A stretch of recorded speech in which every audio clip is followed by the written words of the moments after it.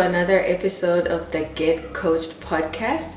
And if you're new, welcome. My name is Kate, and we encourage you to hit the subscribe button and to hit the notification button so that you don't miss out on any episodes that we release.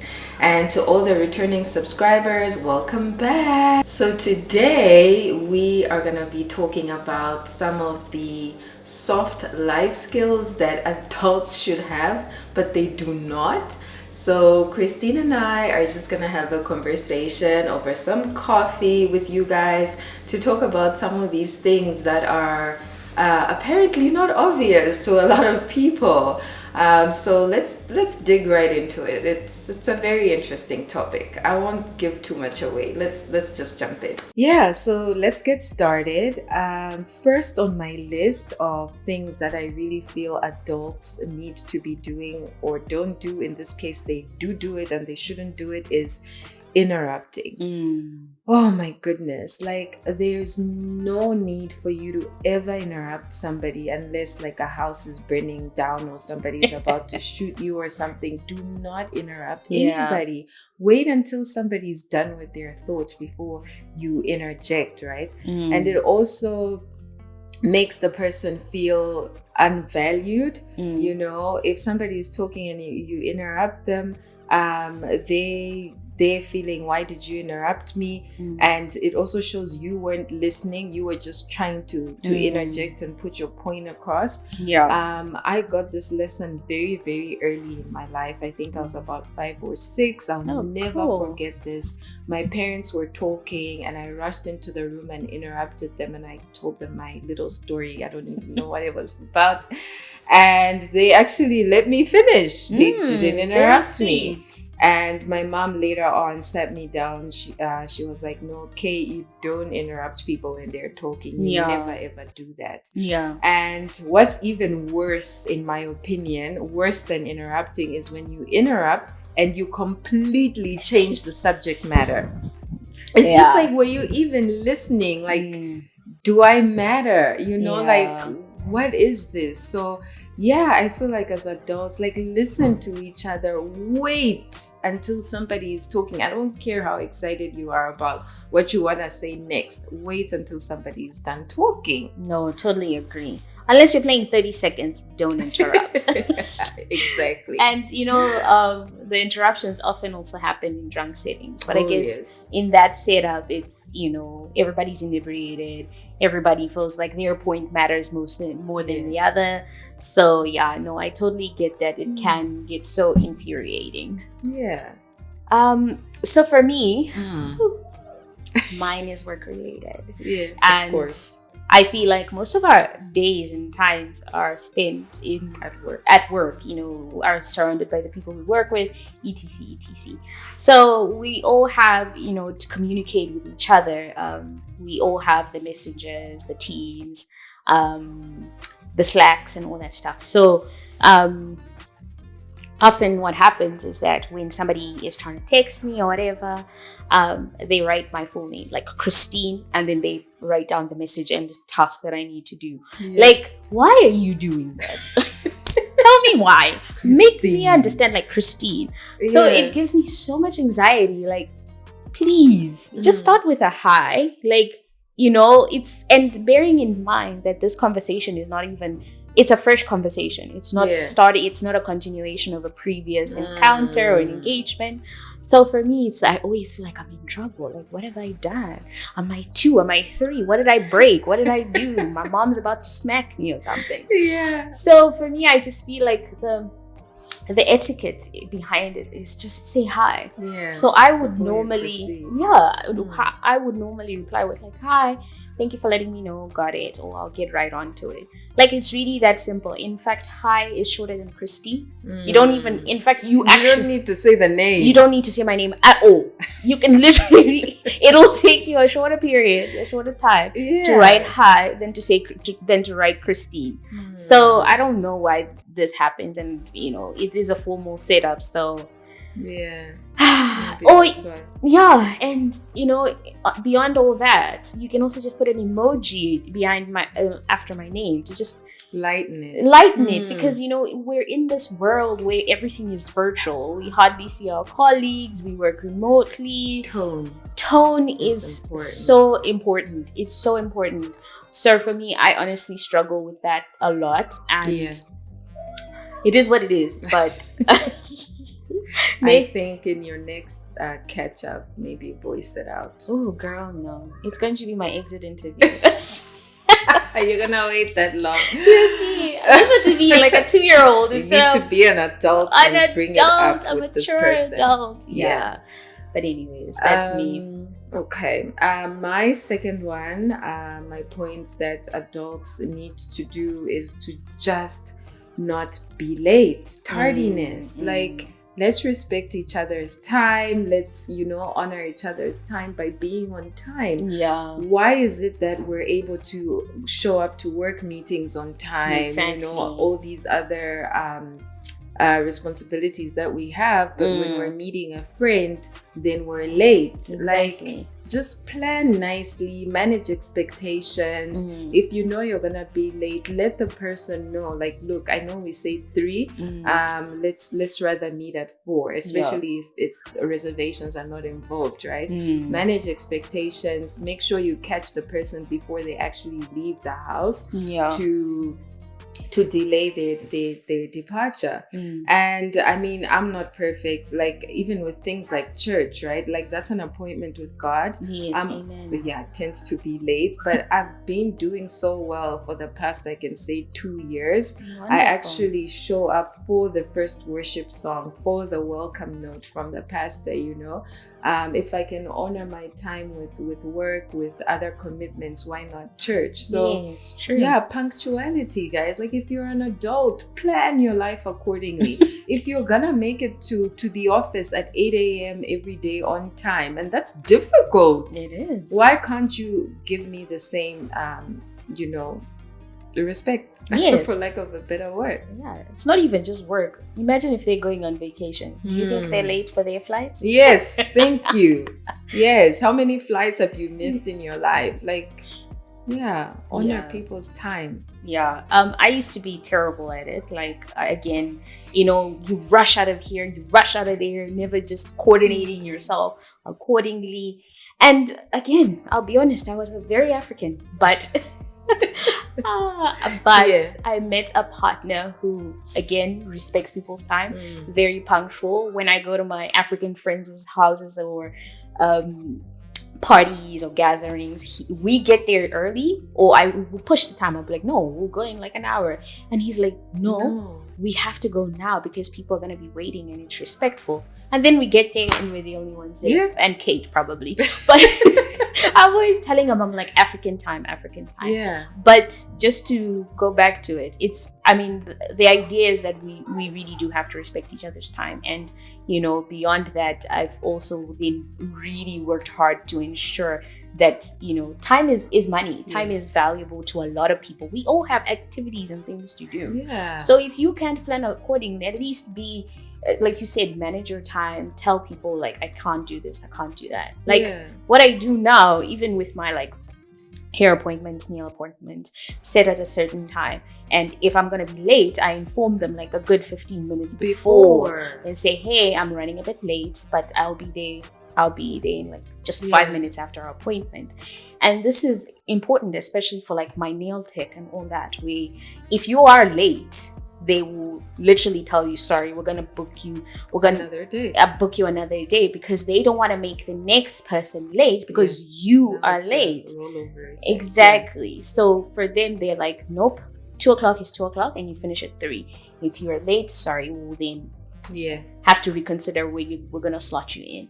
And again, respecting people's time, regardless of the fact that you're paying for the services, they still have a schedule to maintain. Exactly. So I'm all for that now. Yeah, and we need to stop excusing African time, guys. Like, no, it needs to stop. Yeah. I'm guilty of this. I got a baby shower invitation just last week, and the invitation says 1:30, and immediately I thought, oh, okay, I can go at 2:30. I'm like, I had to catch myself and say, no, you are leaving the house at 1:00 and you're showing up at 1:30. And there's so many things you can do, guys, when you show up to a function early. If I arrive there and it's crickets and there's nobody there, I can journal, I can catch up on book club book, I can listen to a podcast. There's so many things that I can do while I wait, or help out, you know, with setting up, or just network with other people that are early birds like myself. Because now if everybody shows up at 2:30, the function starts at 3 and then, you know, and I like leaving early as well. So if I show up early,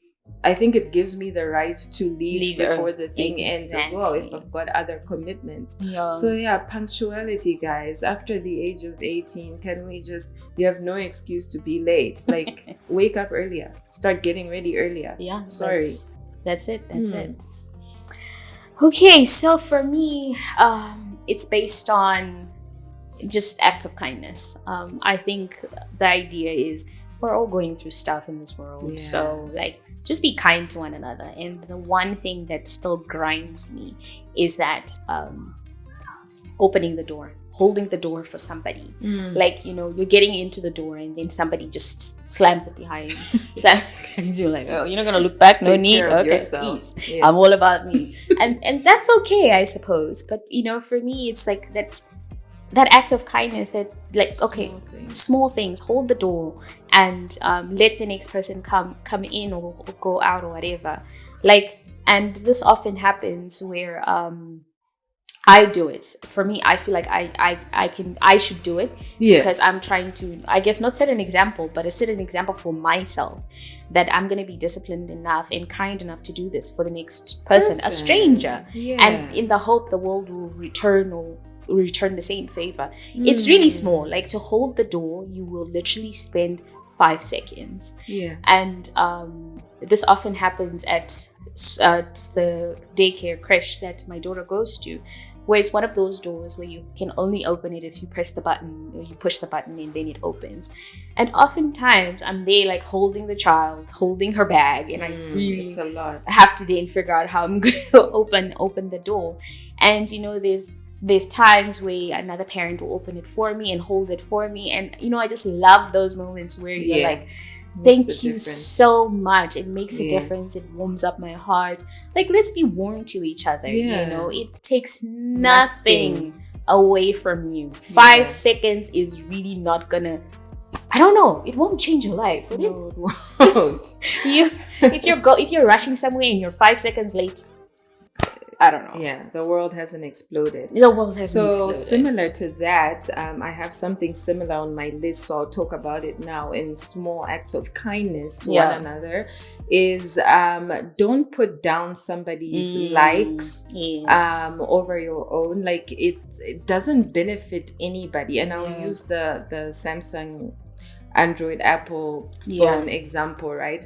It doesn't benefit me to say, oh, I hate Apple products. Oh, this Apple, that Apple, that. It doesn't benefit you. It doesn't benefit me. Why say it? Why not change the narrative to, I prefer Android devices, you know? I prefer French cars to German cars. Oh, I don't like, so what? Like, who does it help for you to bring down what I like? It doesn't help anybody. Like, talk about your preferences. Don't bring down my preference. You know, it's so small, but it's like such a unkind thing to say. Like, I have no reason to bring down your purple nails, you know? Like, just say I prefer nude nails, you know?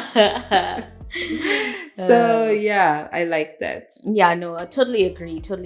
And even just expand on the Samsung Android versus Apple.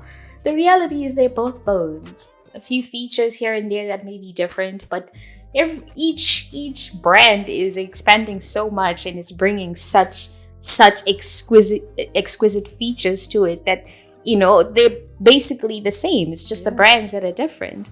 I mean, bearing in mind, people will then rant about Apple, or then they used to rant more about Apple because it was so exclusive. Like, they never had cheaper options. Their options were always very extravagant.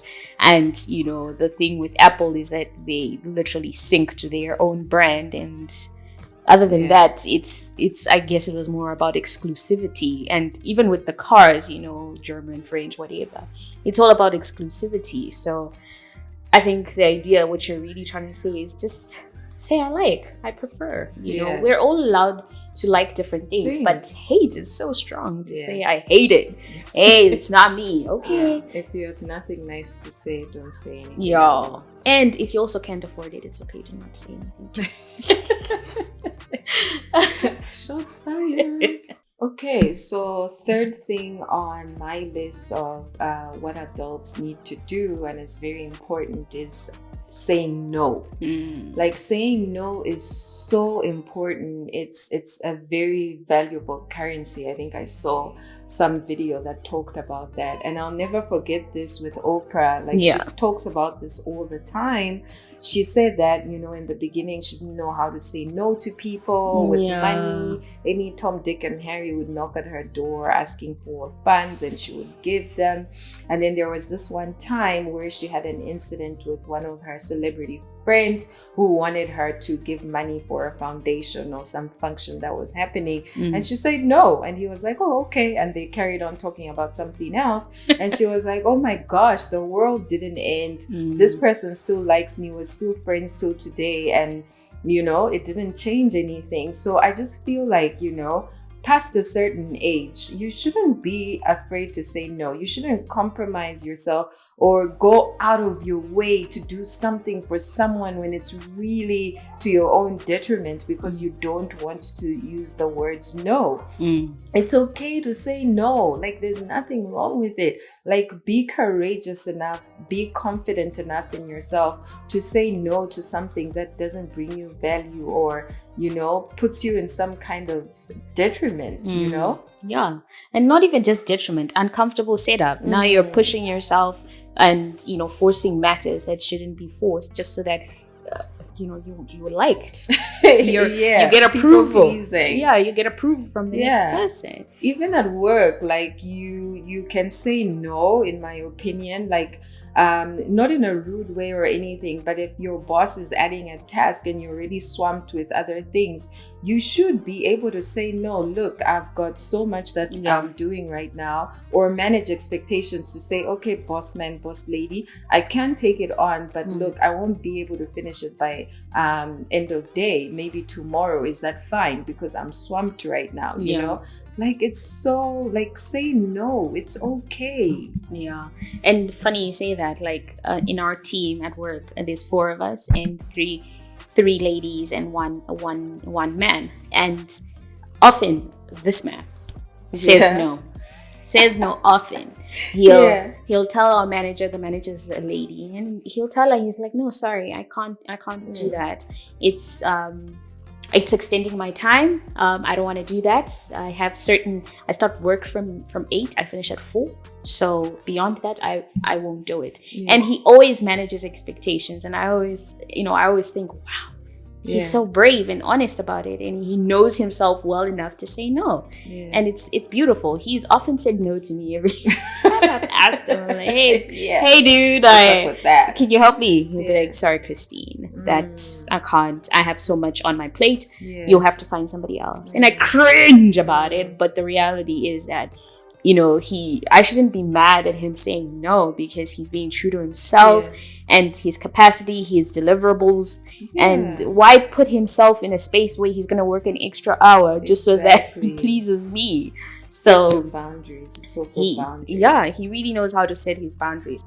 And I love that for him. And I hope one day, you can be like that. You can also be like that. It's really hard, but it's a skill that will just give you so much power, so much time back. Like, I'll think of situations where you've been invited somewhere and you really don't want to go. Instead of making excuses or saying I'll get back to you, just say no, I'm not gonna come. Or even if someone wants to come to your house, it's a Friday evening and you want to be by yourself with Netflix, say no. I just want to be by myself and unwind and relax. No, I'm not gonna come to your birthday because I'm busy doing ABC, or Actually, you actually don't even have to give a reason. That's the other thing. You can just say no and leave it at that. You don't have to say no because. You can just say no. Give yourself that power back. Yeah. Damn. What's your third one? Ooh, my third one is also public. It's about the public. Or just being, actually, it's not about the public. It's being in public spaces.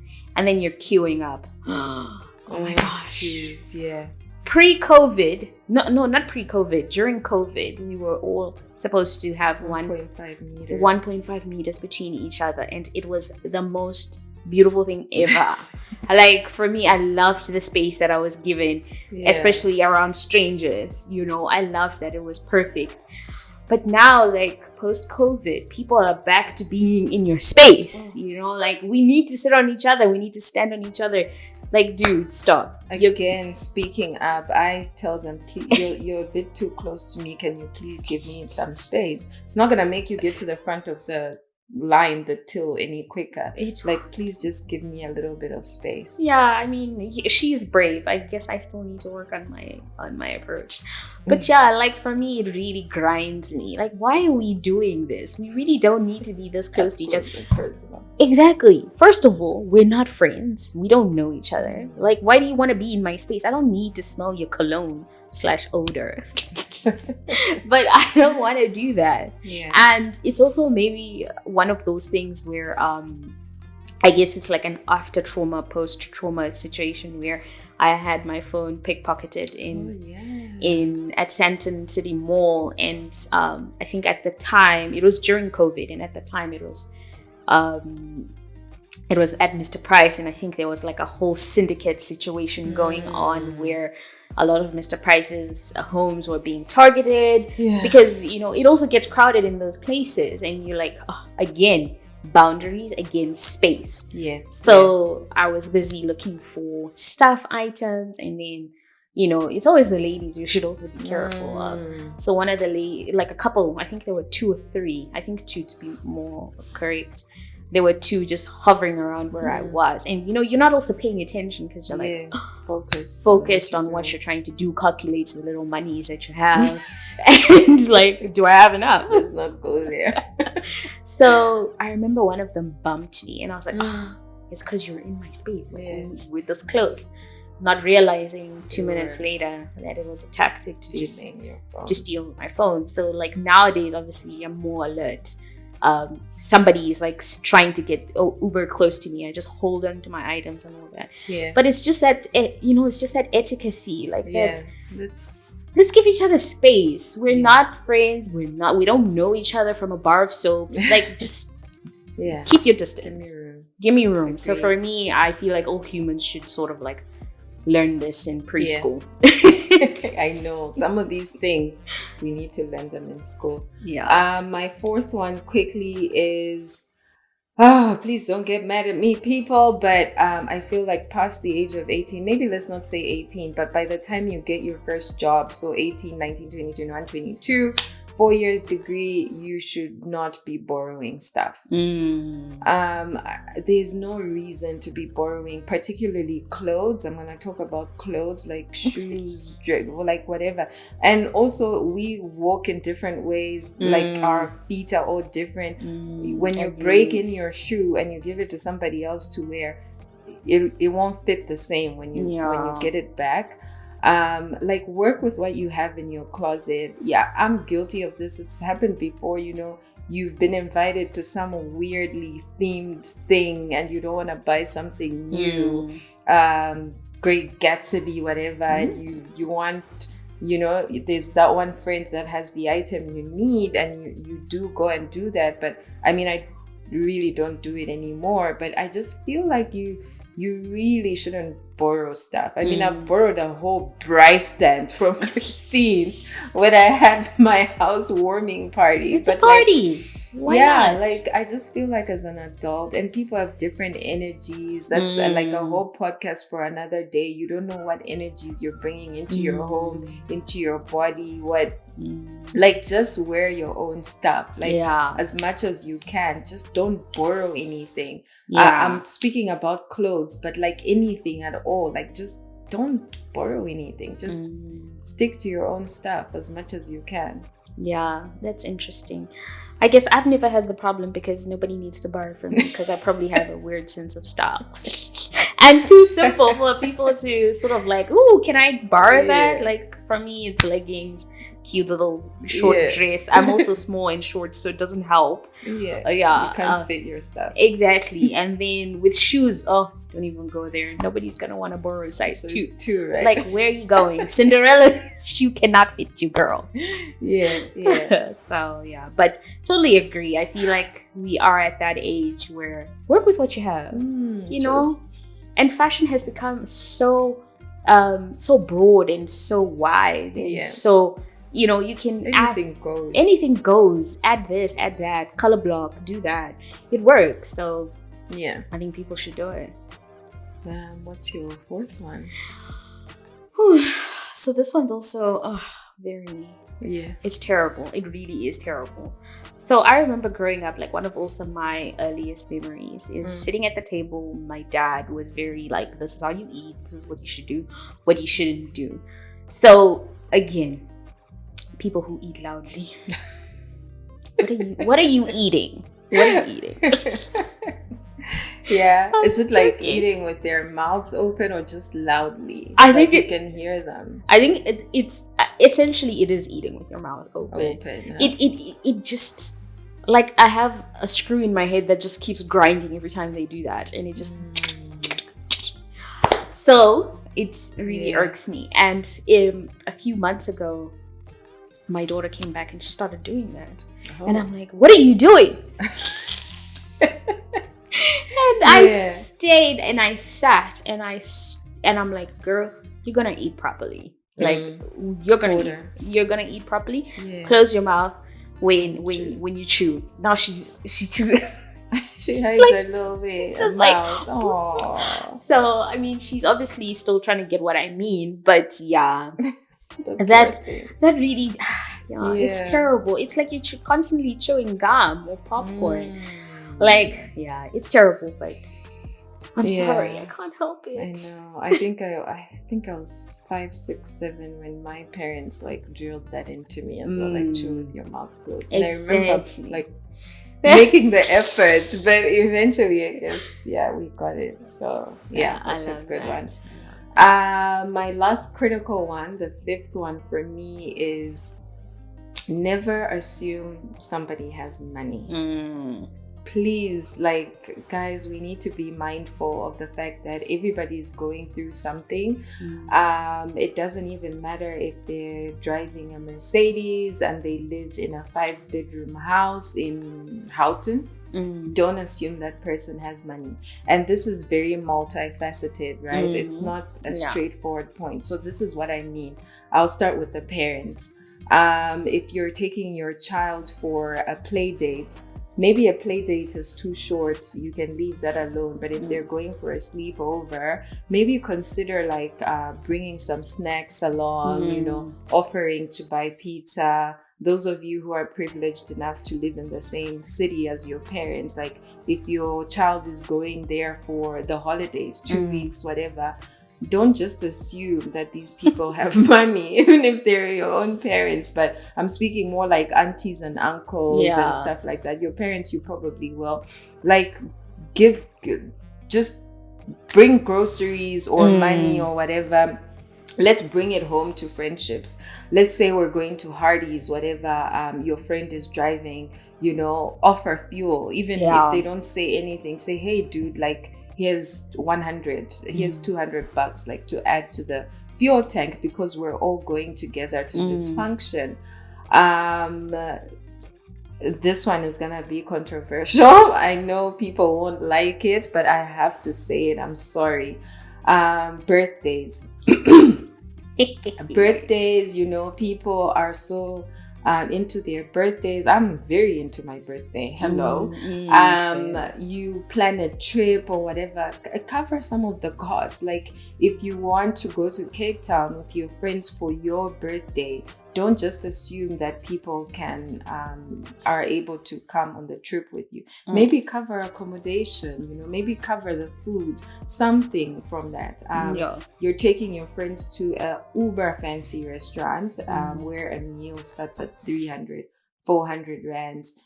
Don't just assume that everybody is able to fork out that money for your birthday. They might be able to, but maybe it's the middle of the month and they don't have money. Just be mindful of that. I'm not saying pay for everybody's meals, but I don't know, maybe buy a couple of bottles for the table so that it eases the financial burden on your friends, because they also have to get you a gift. I mean, nobody has to buy you a gift. I'm very cautious of that as well. In fact, when people ask me for what I want for my birthday these days, it's candles, it's bath bombs, things that are like $50. You don't have to break the bank to point of the point is, never assume somebody has money. People have so many things going on. There's medical bills, there's school fees, there's maybe a parent has gone through something and you had to fork out money. Just be mindful of people's financial situations, and financial stress, in my opinion, is like the most heart-wrenching, suicide-causing thing in the world. And it's funny you say that. We are African, and I guess you and I in this case are not South African. So at that point, you have family members who, she lives abroad, she has money. Which Cyril's economy?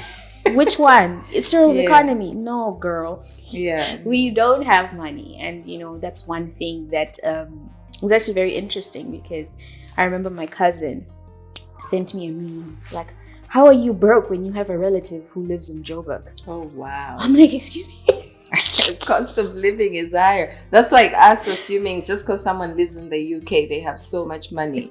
Their rent is our rent plus car plus school fees plus EDC, right? Exactly. You think they're out here living what? And they in London, like that, in London on the richest block, and living their best life, driving whatever. Obviously, the benefits probably are better there too, minus whatever. But at the end of the day, they all have.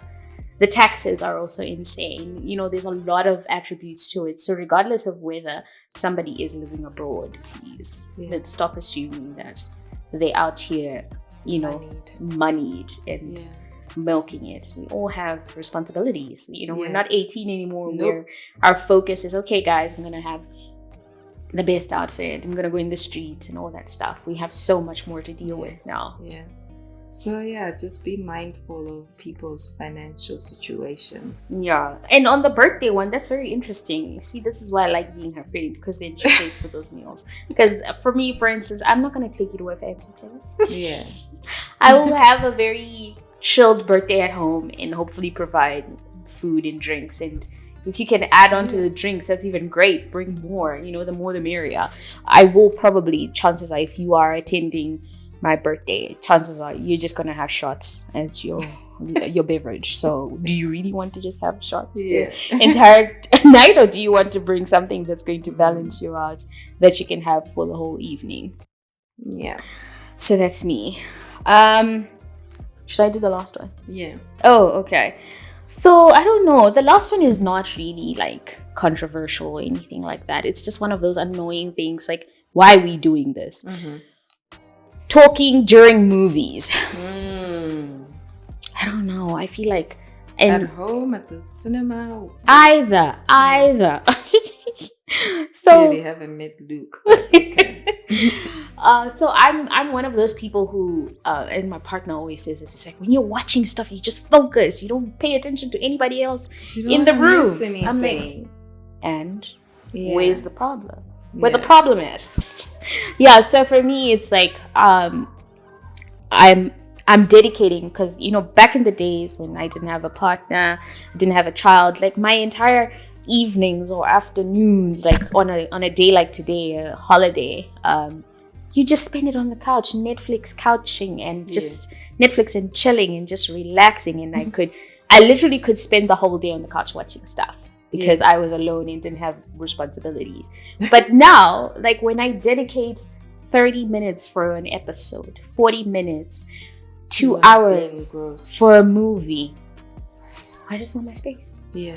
That's all. It's your you time. It's my me time. I shut down everything else. I just want to concentrate and just enjoy the plot. Yeah. Literally just enjoy the plot. So that's me. And I know a lot of people talk during movies, and I remember, like, you know, we're African, so come from those African families where your mother, you're watching a movie and she's like, hey, this maybe narrating, commentating, making all these gestures about an action movie, and you're just like, gosh, be quiet, lady, what are you doing? I actually have to quickly insert a last one. I want to know your thoughts. Should adults be having sleepovers? It's hard, hey? It's a tough one. It's a really tough one. I actually feel like no. I feel like, why am I sleeping over at your house? What's I'm running with my bed? What if I'm running away from my partner? Well, there's situations where you can, but I feel like past when you have your own apartment, whatever, I feel like, why are you having a sleepover, guys? And I'll take it one step further, right? They were talking about this on 947 2 weeks ago, I think. And I agree, right? Your bedroom is such a sacred space. It is. Actually, don't just let anyone into your main bedroom. Oh, okay. And it's such a... guys, again, I'm all about energies.